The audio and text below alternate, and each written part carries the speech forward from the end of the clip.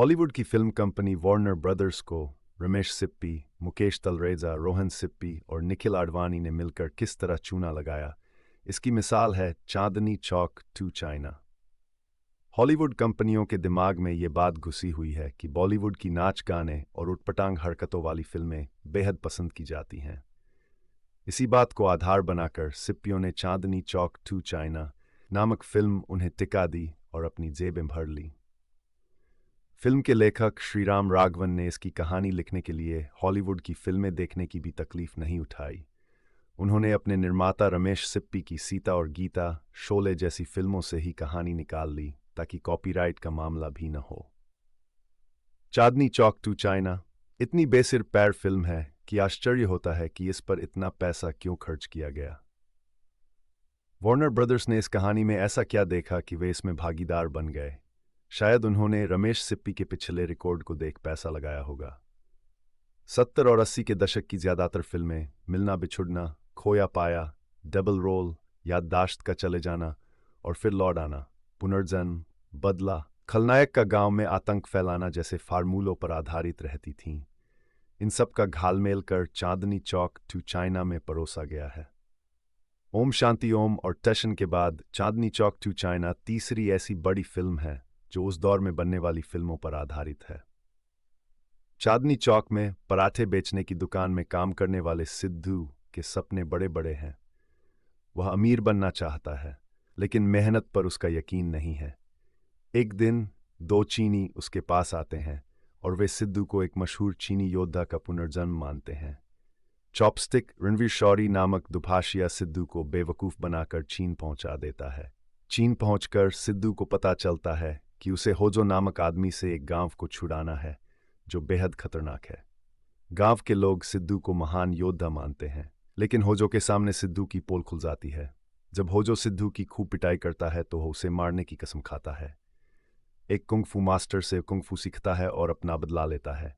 कहानी में सखी और म्याऊ नाम की दीपिका पादुकोण की दोहरी भूमिकाएं भी हैं। सखी और म्याऊ जुड़वा बहनें हैं और बचपन में होजो की वजह से बिछड़ गई थीं।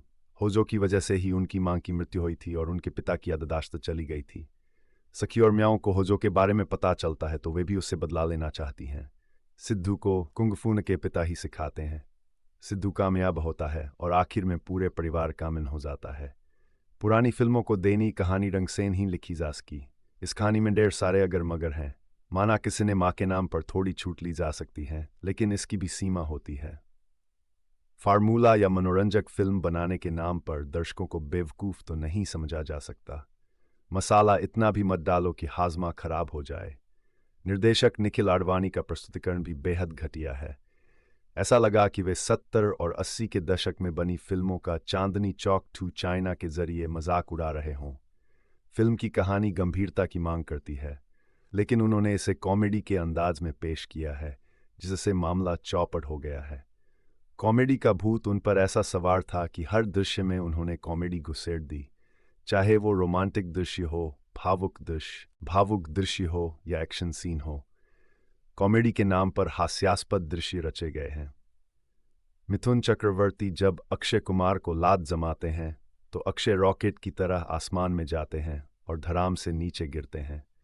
होजो के एक आदमी को अक्षय उठाकर जोर जोर से घुमाने लगते हैं तो आंधी चलने लगती है और आसपास के लोग उड़ने लगते हैं। अक्षय और दीपिका जब एक बिल्डिंग से गिरते हैं तो दीपिका छाता खोल लेती है, जो पैराशूट का काम करता है। ऐसे 1-2 दृश्य तो बर्दाश्त किए जा सकते हैं, लेकिन जब पूरी फिल्म ही ऐसी हो तो दर्शक चांदनी चौक टू चाइना बनाने वालों की अकल पर सिर्फ तरस खा सकते हैं। इन दृश्यों को देखकर भला कोई कैसे हंस सकता है। पैसा खर्च करने में भी अकल का इस्तेमाल होता है, लेकिन निखिल आडवाणी ने निर्माताओं का पैसा बर्बाद करने में कोई कसर नहीं छोड़ी।